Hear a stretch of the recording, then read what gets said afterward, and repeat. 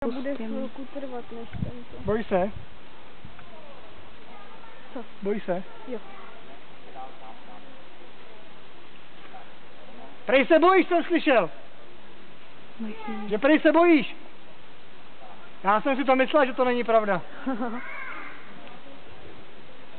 Tak už to můžeš. Já už to natáčím dávno.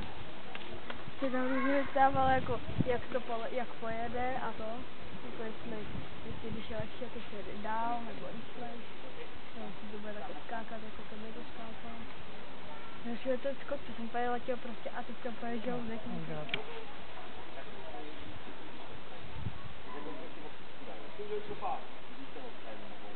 Já šel skok.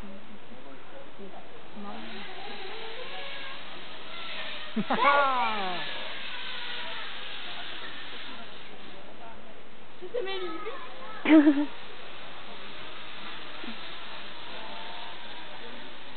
Vždycky vědou do toho stromu tmavýho.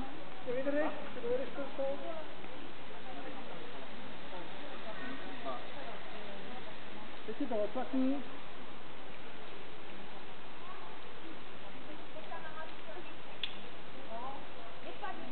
Šárko, na pravé straně toho slaňovátka máš takový oblej roh.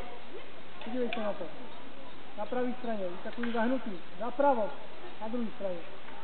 Na pravé straně toho slaňovátka, podívej se na druhou stranu. Na druhou stranu. Tak, tam podáš lano. Napravo. Přestupu do lano. Tady to není, kde? Zvedni lano, tak a přestupu do lano. Takhle? Tak, páku k sobě.